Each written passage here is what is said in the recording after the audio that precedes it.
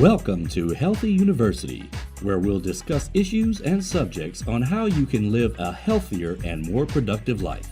And now, here's your host for Healthy University, Alan Eisenberg.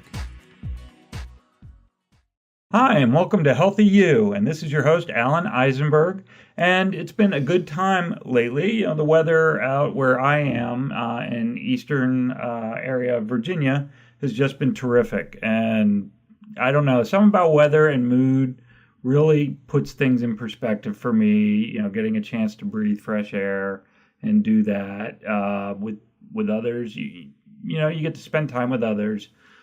Which can always be good and bad. I've talked about my bullying situations before, and I've got a great guest to talk about workplace bullying today, which is a subject we all know is very important. I have Catherine Mattice Zundel. She's a consultant who specializes in workplace bullying through her firm, Civility Partners, and she has worked with clients as big as the third largest energy company in the world down to the small businesses of 20 employees. Catherine is also the author of 2 books, the first called Back Off, Your Kick-Ass Guide to Ending Bullying at Work, and the second called Seeking Civility, How Leaders, Managers, and HR Can Create a Workplace Free of Bullying. So welcome, Catherine. Thank you. Thanks for having me. Well, we're glad to have you. It's a very important subject, and I've had several guests who have talked about workplace bullying. And I've also got, I should mention, my friend Shane Hinkle here, who sometimes talks with me about his situations as well, and he was just talking about a workplace bullying situation. But I wanted to just hit off right away and talk to you about the book Back Off, which was written for people out there who feel bullied at work. How did you decide to get involved in workplace bullying as your subject? I was bullied. So I was the director of HR for a nonprofit organization here in San Diego where I live. And within a couple weeks of working there, realized I was working with someone that was going to be difficult to get along with. And just over the 5 years that I worked there, his behavior got worse and worse and worse. And I personally felt bullied by this person. And also as the HR, manager felt or saw the problems it created for the organization. I dealt with a lot of turnover, for example, lots of time spent counseling people in my office. So not only did I feel bullied, but I was getting the brunt, or I felt like I sort of served as a buffer between this guy and the rest of the employees. And during that time, I started getting my master's degree. And I had a class called The Dark Side of Communication. Interesting class, but it was all about all things dark in human interaction. So we learned about stalking, domestic violence, negative things in human communication. And of course, had to write a paper on something negative. And so I decided to write a paper on something like toxic leadership or something in that realm to kind of get at this situation I was in. And I came across the phrase workplace bullying and was obsessed with what I read, and I've been obsessed ever since. It's a subject within itself. I thought I was going to focus all my career on youth bullying, and then discovered that there's just so much that continues on. And I really think it's like a continuum that kids who were bullied younger that didn't get any kind of help or thought continue to bully. And then I talk about also hurt people. So sometimes it's the bully victims who see an opportunity to bully someone else. What kind of bullying was going on? What kind of things did you find that happened in workplace bullying with you, or just in general? Well, for me personally, and I'll just preface this by saying I've learned, based on all of the stories I've heard over the last 12 years now that I've been doing this, that I actually experienced bullying light, as I call it. My situation really wasn't that bad compared to some of what I hear. When I think about kind of how damaged I was after what I experienced, I can only imagine what other people go through who get it a lot worse. But so for me, it was things like he was an uber excessive micromanager. And so it was just like any little thing to get accomplished was such a process, and it just really ate into your time, and it made interacting with him frustrating. One example of that was he managed the office supplies. He was the director of operations, so he ordered office supplies. And if you wanted an office supply, of course, he had them locked in his office, and so you had to go and sort of humbly bow down to the king and ask for an office supply. It was just frustrating. He yelled a lot. He definitely didn't trust people. He had a real tone, real way about him that just was intimidating for people.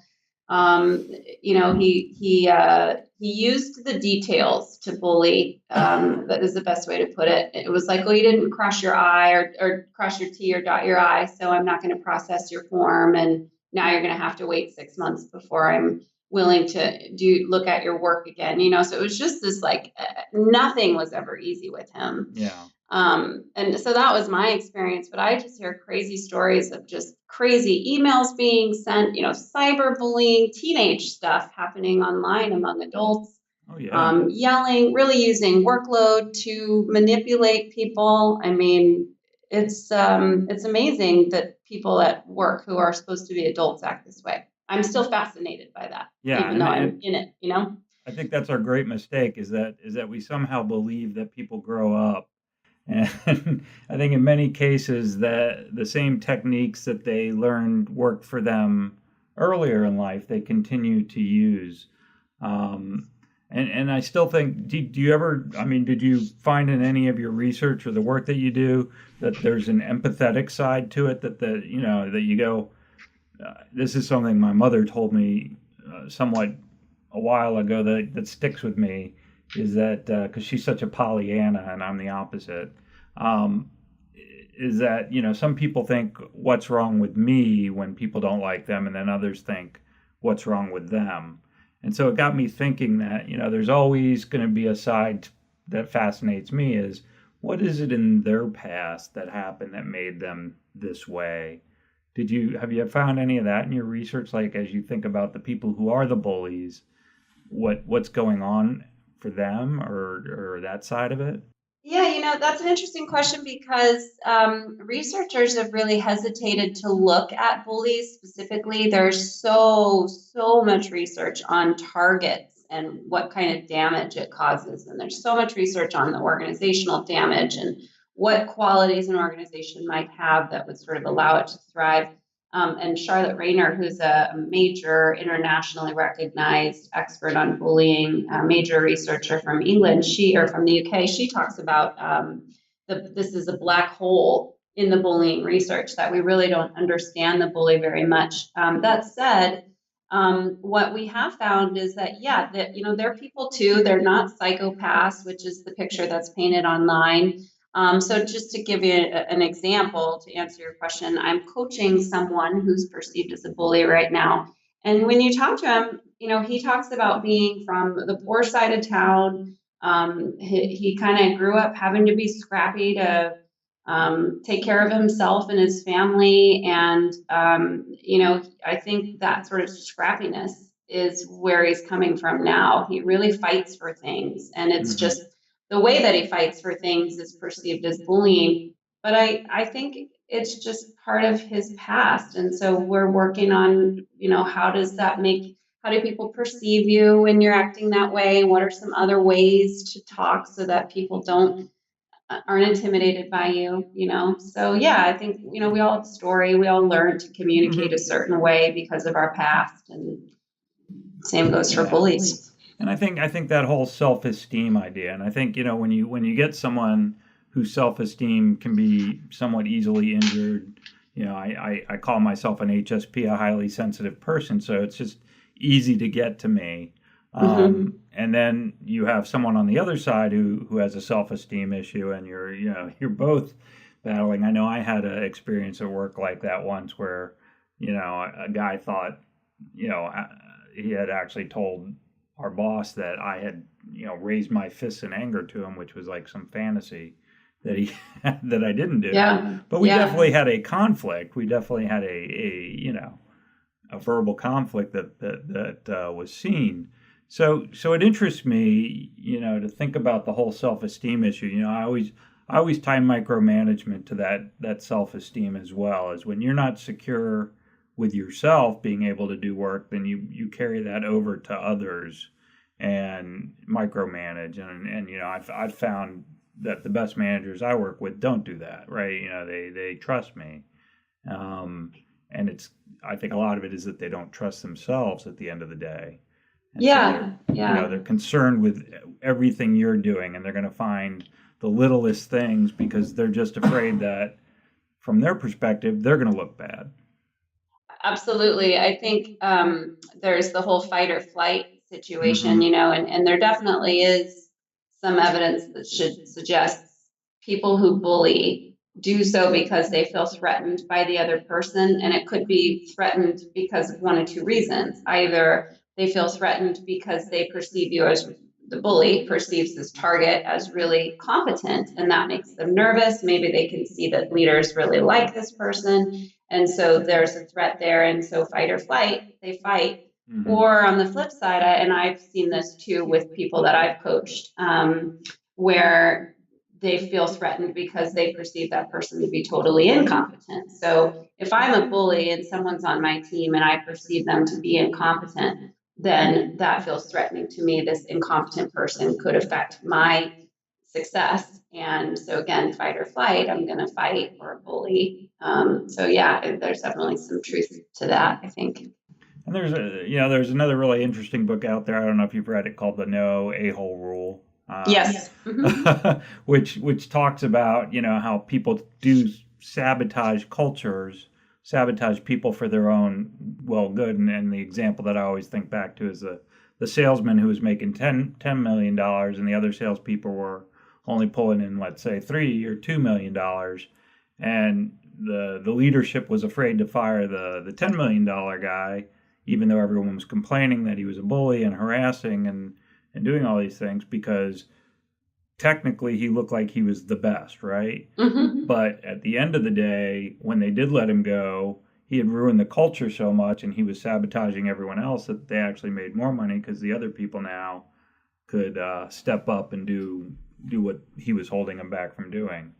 Yeah, and I always talk about, if you're going to talk to managers about removing the bully or dealing with bullying, present that ROI. He might be worth 10 million, but if he's costing us 8 million, he's really only bringing in 2 million. Maybe he's not the highest performer anymore. Well, and I think a part of that is that whole idea that there's an equal balance at work. You have talent, mm-hmm. and you have culture, and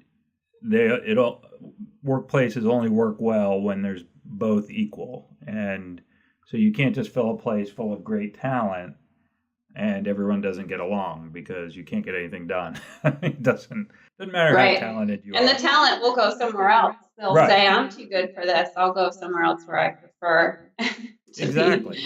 Exactly. So that whole idea of, people, or at least leadership, not willing to make the hard decisions. And I've talked to a lot of people who have done exactly that, is that, you're an HR person, if the HR people are not going to hear what you're saying about bullying. And I think that's a dangerous place to be today, because I think that workplace bullying has taken a much higher level view in lawsuits and in complaints if the business doesn't do anything. Are you seeing some of that as well as you're doing your work?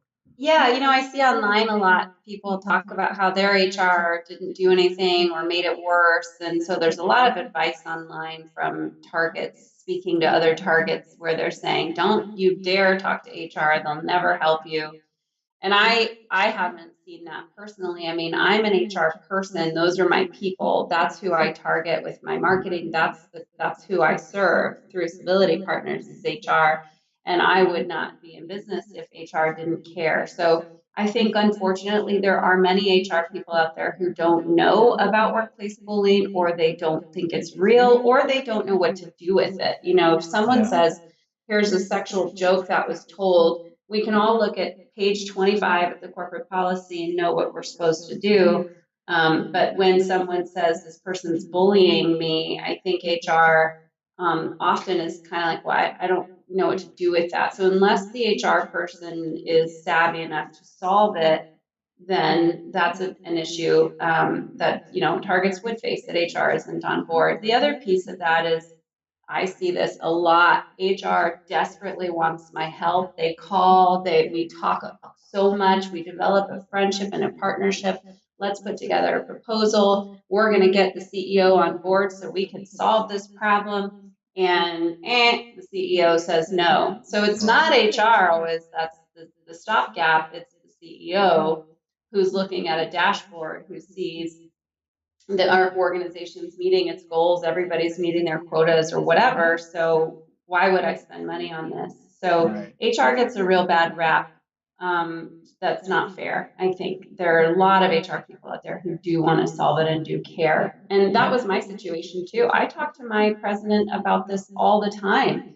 And, I was that HR person. People came to me. I couldn't help them because my CEO didn't want to help. He didn't think it was that big of a deal. He always used to say, well, that's just how he is. I don't know why you guys spend so much time worrying about it.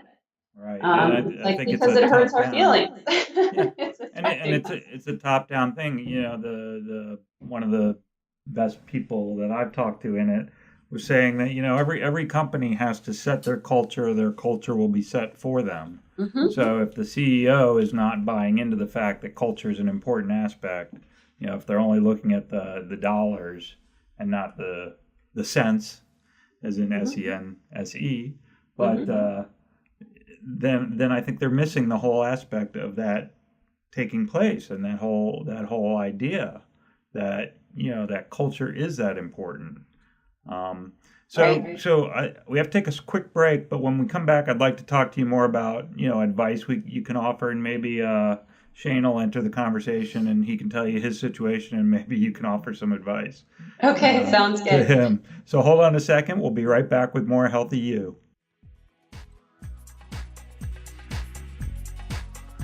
You're listening to Healthy University with Alan Eisenberg.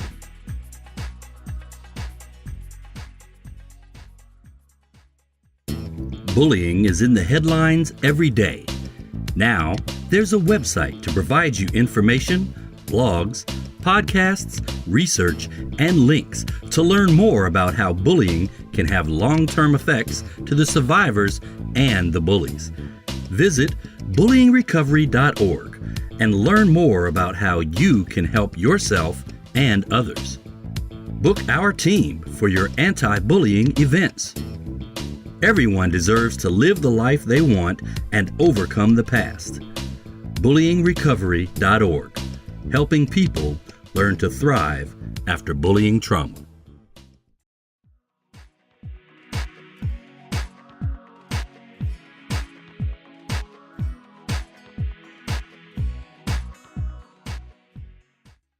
Hi, this is Alan Eisenberg, back with more Healthy You, and I'm here with Catherine Mattice Zundel, and we're talking about workplace bullying, which is her specialty. So tell me more about your company and what you do and how you help people. Well, as I said, I'm an HR person. Those are my people. So I attack workplace bullying from an HR perspective. So what happens is HR often contacts me when things have gotten out of hand, and they see a real issue happening. Either they're hearing about bullying a lot, or they're seeing it themselves, or they can see it in employee satisfaction surveys or something. And so I work with my clients to come up with a strategic plan to solve the bullying. And in my mind, workplace bullying can only be solved through culture change, which is something we've been talking about as well. When you have a positive, healthy workplace culture, there's no room for bullying. It will stand out. And if somebody acts out, everyone will be more inclined to say, hey, that goes against our culture. You can't act that way.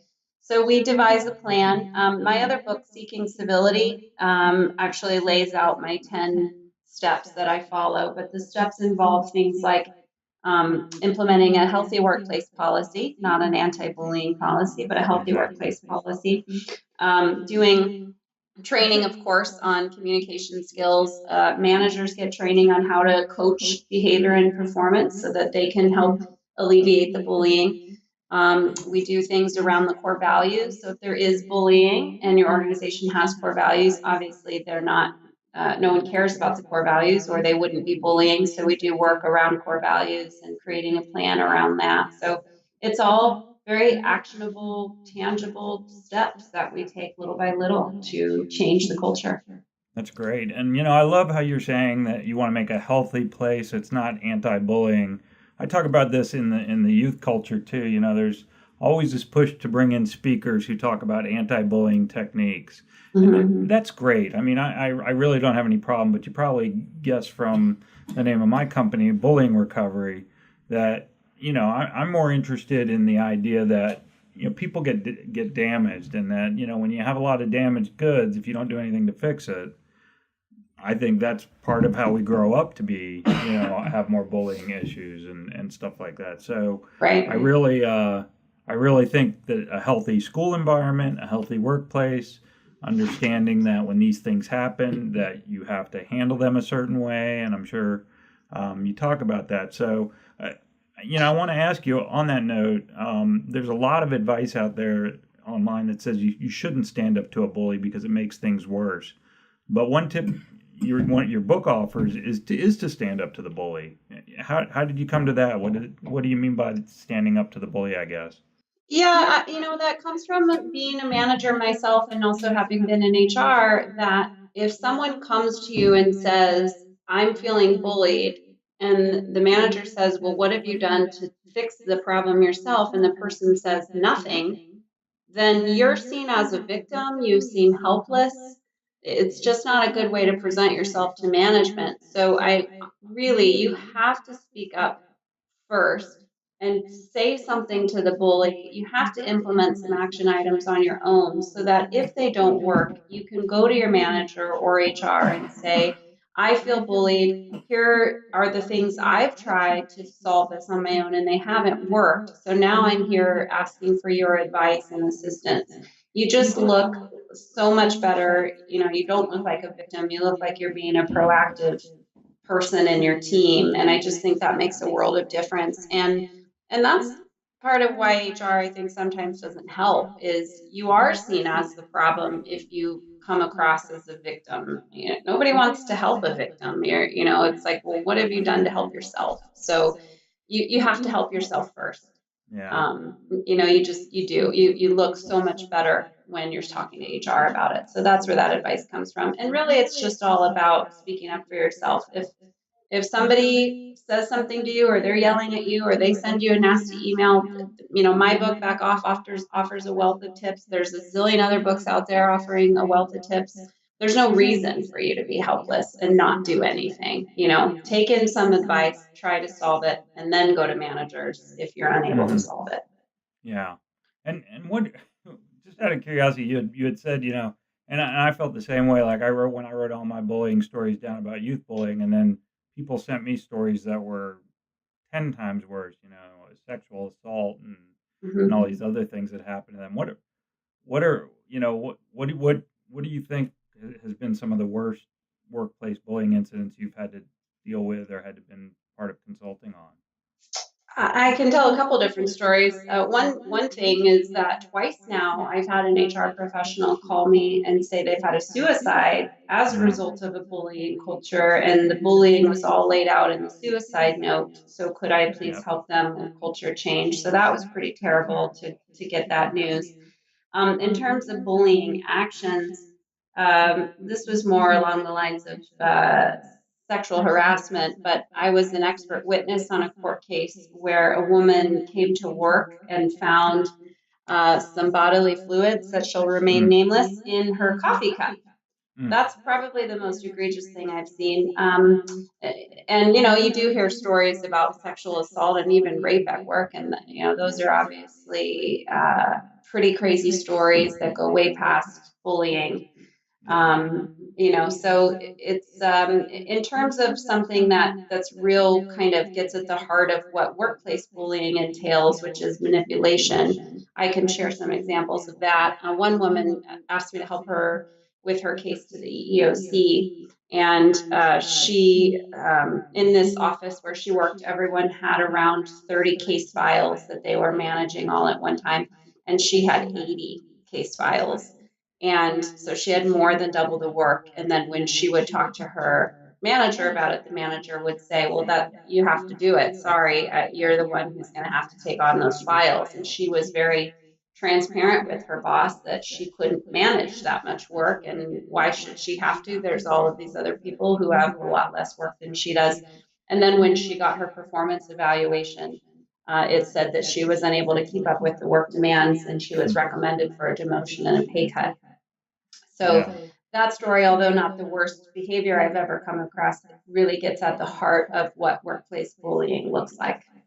And I think that's, that's part of that culture that happens sometimes at the workplace too, where, they want to get rid of people, but they don't want to, they want to try to get them to leave on their own. So they make their lives as miserable as possible, and then they think that that's how they're going to succeed at that. And I find that, terrible. It's just, when they're not honest, when people aren't honest about what is going on or what they want and what they see, that just leads to further complications. And I'm sure you've dealt with, even on the HR side, we've heard stories where people say they've gone to HR 5-6 times and HR still just doesn't do anything. And it is sad, and it is that idea. I hear it from people sometimes. HR is obviously paid by the company, so they get that feeling that they're not really there for them, and that makes them, just like with a youth, as I say, with the principals or the counselors at school. Once they feel like they've failed them, then it gets really difficult to get them to go back, and believe in them. Right. To add to HR's plight or something they're up against, and this is something that I see as a real root cause for why bullying thrives and why HR doesn't solve bullying when presented with it, is that there are two kinds of HR people. There are compliance-oriented HR people who are focused on the details and the compliance of being in HR. And then there are strategic HR people who are focused on the humans as resources, making people successful. So if you have an HR person who's focused on compliance, you will not get the help you need. If you have a strategic HR person who's focused on people, you will get the help you need. And that's been kind of a new thing I've been trying to wrap my head around. Kind of a new mission is helping those compliance HR people get more strategic so they can be more effective and successful as HR people. Interesting. Yeah. And I imagine if it's a smaller company and they only have, let's say, one HR person, then you probably got a 50-50 shot at with that person. Right. Maybe they're going to be working that way, or maybe they're going to be another. I do have my friend Shane here, and I wanted to see if he could maybe share his story, if he doesn't mind. And if you don't mind, maybe we can do a little advising while we're on the radio, or on the podcast. Would that be okay? Sure. Great. Okay. Well, Shane, introduce yourself. Well, as Alan said, we grew up as friends in high school, so we know quite a bit about each other, and we've had to deal with many things in our lives, including bullying. And just to summarize a little bit, I've been self-employed for most of my life, and I'd say for the past 20, 30 years, and recently re-entered the workforce on kind of a part-time capacity to just make a little extra money. And one of the environments that I work in, for the most part, I'm pretty talkative. People know me. They like me. I'm over the top, as Alan would tell you. I try to be, friendly and helpful to everyone. However, I've encountered at least a person or two that, honestly, I don't think they have great management skills, and they're in a leadership position, if you want to even call it that. And, as I come in the door, they kind of get very irritated about any small thing, and when you're not told how to do something, when that's not fair. And two, when I go to the official general manager, they're just like, well, what do you want me to do about it? And it's tough because there's another side of me, whether this helps or not, that doesn't really put up with that too well. And because of all the stuff I've had to go through in my past, it's one of the reasons I'm self-employed. And secondly, if I try to do everything I can to approach people, be straight with them, forthcoming, say, hey, look, nobody told me that this is how you do it. And if they're like, well, hey, it's not my problem, you should know better, or blah, blah, blah, it really upsets me. And two things go through my head. One of them is, hey, I don't need this crap. And the other one is, you know what, if they can't, just, be in a position to say, oh, well, I'm sorry you didn't know that, and here's how it's handled. If they continue to be aggressive, quite honestly, I'd rather just kind of knock them on the floor. But I know that's not the way to approach it. It's just inside, I think, why do people got to be like this? And I guess the question, Shane, is, how should he respond to that, Catherine? What do you do when you have the whole organization seems to have dysfunction like that? So a couple of things run through my mind. First off, I would suggest talking to him about it and giving real specific examples of things that he's done that made you uncomfortable or that you didn't like. So it's hard to refute examples, or harder to refute examples. So the more detailed you can get, the better, as opposed to saying something like, I felt like you were rude yesterday. That's pretty subjective. You want to say, yesterday when we spoke, you did X, Y, and Z, and to me, that felt rude, so that they understand kind of exactly what they're doing with their behavior. So that's one thing to think about doing. The other thing is when they do it in the moment, say something right then. So they say or do something that rubs you the wrong way right there in the moment. You say, hey, I understand that you're stressed out, or hey, I understand, whatever. So you got to start off with, I understand, so that you're showing empathy. I understand you're stressed out, for example. But when you speak to me the way you're speaking to me right now, right in this moment, it's hard for me to take that information in, or it's, whatever the consequence is. So it's start off by saying, I understand that, to show empathy. Then you say, but, when you do X, give a specific example. Here are the consequences of that for me. So that's another option. Go ahead. Well, I would say this. The first situation was it's a restaurant environment, and there was a customer picking something up I recognized, and I was like, hey, how's it going? I felt that we should be friendly, approachable, etc. And he was like, hey, get back to work. And even the customer later said, what's up with that? And I waited. I was like really put off, and I waited until later, and I said, hey, I really didn't think that was appropriate, and all I was doing is acknowledging someone I knew that honestly was very friendly, and I thought we were trying to be a friendly environment, and it wasn't keep me from anything, and it was only a matter of a couple seconds. And he sort of kind of apologized. And then the other situation where it was where we're supposed to sign in, and they didn't feel that I was doing it adequately, and no one had informed me on how to do this because I was new there. I said at that moment, because they mouthed off and turned around, I said, hey, it's not appropriate. I just walked in the door and I just started here, and I don't think that's proper attitude. And he didn't really want to address it. So I went to the general manager. He's like, what do you want me to do about it? And other people came to me and said, hey, don't worry about him. He hates everybody. And I thought, I've done everything I can. I've addressed it. I've faced it. I've, didn't back down about it. I didn't go in the corner and cry about it.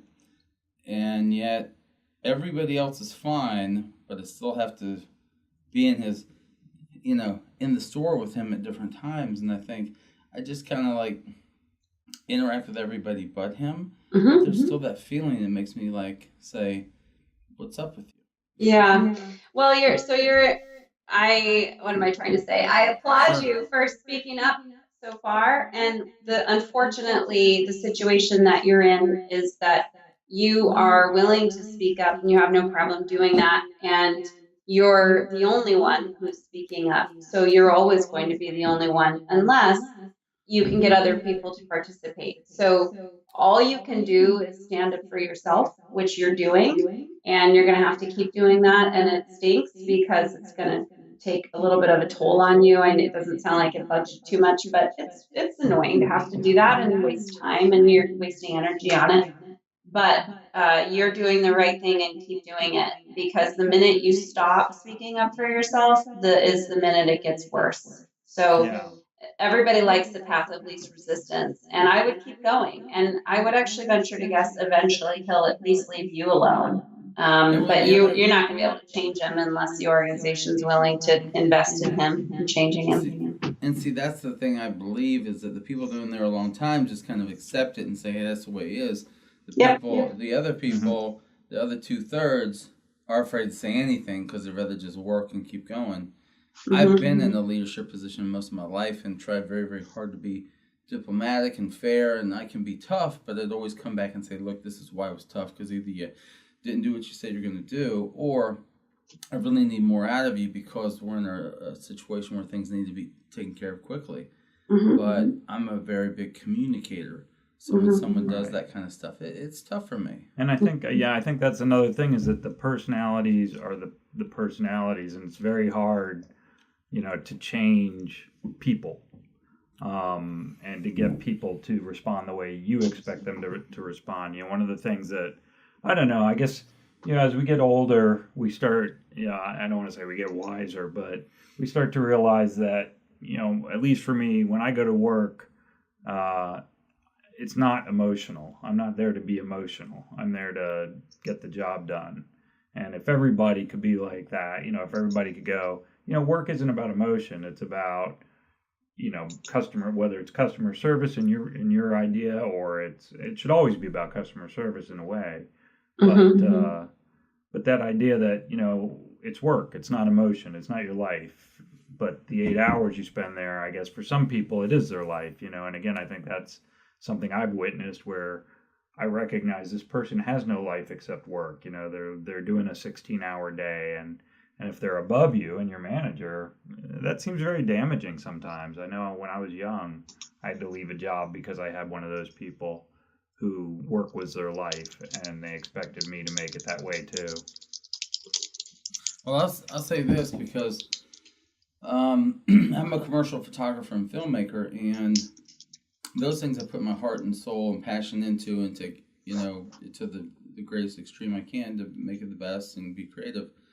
And going back into something that's where people are half my age, it's a big difference. And like I said, there's a level of wisdom and confidence that I bring when I come in.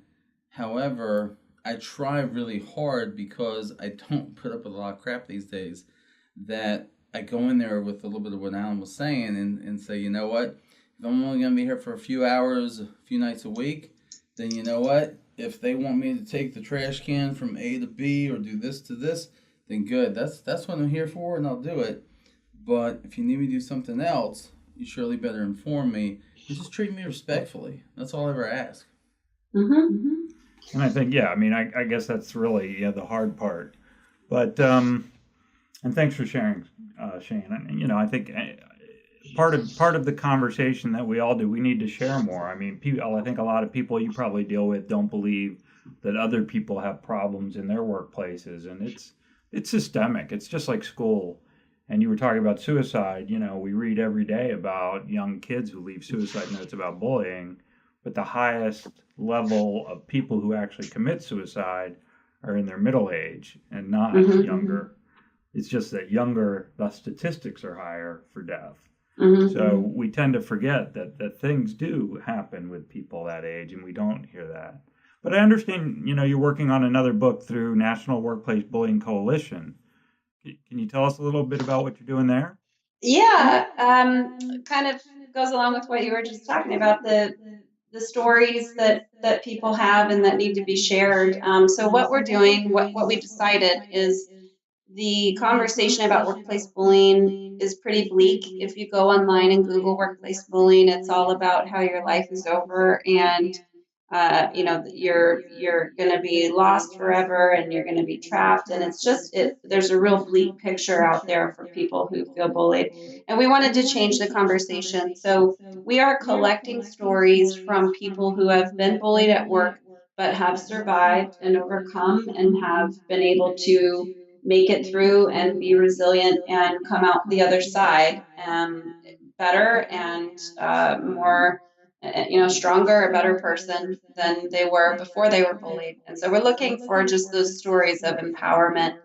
And not to toot my own horn, but just as an example, I was bullied, and now I have a really successful business around being bullied, or that I took that passion and have really made a successful career out of it. And so we're looking for people who can speak to that, because we'd like to change the conversation. So if anybody is listening who has a story and they want to share it, just go to workplacebullyingcoalition.org. We're still collecting stories, so we're still working on that book, and hope to have it out hopefully mid-year this year. But it needs to happen. We need to talk about the fact that you can survive and you can get through. And I think of something like domestic violence. There are plenty of stories out there, people who were in an abusive relationship and still suffer and still have a lot of trauma, rightfully so, and they need to work through it, and they will get through it. But we have a whole bunch of other people out there who've been in a relationship like that, and they've come out of it, and now they serve as advocates, or they are out there volunteering or doing something good with that experience. And we're looking for those people from the workplace bullying world. Yeah. And you might have a story from someone you might know who's a host of a show, a podcast that might have done that. But yes, I know you did. I have yet to look at it. I haven't submitted. I haven't seen it yet. But we're still in the process of collecting. So yeah. Well, you're doing for workplace bullying what I've been trying to do for youth bullying and even workplace or any kind of bullying, abuse of any type, which is really just trying to make a difference because, I think that empathy is the most important thing that we have to give to each other in these situations. And people who are going to be empathetic are going to be people who have experienced this. And they're not going to be someone who doesn't understand what we're talking about, right? Mm-hmm. Shane, you had a little something to add? Yeah, I was just going to say this. One, I appreciate you taking the time as well to answer some of the questions and some concerns. The one kind of resolution in my mind, besides just people knowing who I am and that I really am a good guy and everybody's pretty cool with me, the one thing I thought about is if that level in the store wasn't doing what I felt was, helpful, there's still one other person above them, which is a regional manager, and just say, hey, look, this is what I'm experiencing. I'm here to be a good guy and do a good job. I want to make you aware of this. Mm-hmm, and it's not a matter where I want someone to be like, hey, why'd you call them? It's a matter of saying, look, I don't need the confrontation. And if you want me here to help, I felt it was the best thing to call you. What's your thoughts on that? I agree. I think, especially because you're hearing this from everyone, you're not the only one who's having this issue. I think if the general manager or the regional manager bothered to take a little inventory, do a little, not an investigation because that's a legal term, but ask around, talk to people about how they feel, they probably discover that this person is affecting the work product and quality and customer service, and would then be more willing to resolve it. So I think you should do that. But only after you've tried to solve it yourself, which you've been doing. So I think you've taken that step, and absolutely should feel comfortable to take the next step. And in fact, you may even want to ask other people if they want to participate in that, and maybe say, you've all said to me, well, that's just how he is. He hates everyone.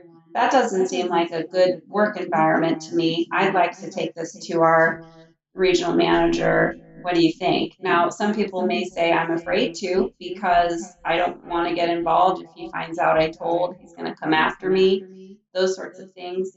But if you can get even just one or two other people to participate in that process with you, that would make a world of difference. Well, thanks. Yeah, thank you, Catherine. Yeah. And thanks for being on the show. How else can people get in touch with you or find out what you're up to? Sure. My website is Civility Partners with an S, civilitypartners.com. Or you can always email me at Catherine@civilitypartners.com. And you can even just Google Catherine Mattice. I'm all over the internet with bullying stuff. I've got videos and books and articles, and so I'm on LinkedIn. So I'm on Twitter at Cat Mattice. So yeah, you'll find me if you just type my name. And there'll be links with the podcast, so people will be able to get in touch with you. Well, thank you so much for being on Healthy You today, and really shedding even more light on what is becoming such an important subject, or is an important subject, this workplace bullying and what goes on today. It's just something that I think people, just like youth bullying started getting a lot of attention a few years ago, I think the next big thing is going to be workplace bullying. Agreed. And how important it is. Agreed. Thank you for having me. Okay, great. And this is your host, Alan Eisenberg, and join us next time for another Healthy You. Thank you for listening to Healthy University, brought to you by Bullying Recovery, LLC. This podcast does not replace the need for medical advice, professional diagnosis, opinion, treatment, or services to you or any other individual. The information provided here or through linkages to other sites is not a substitute for medical or professional care, and you should not use the information in place of a visit, call, consultation, or the advice of your physician or other healthcare provider.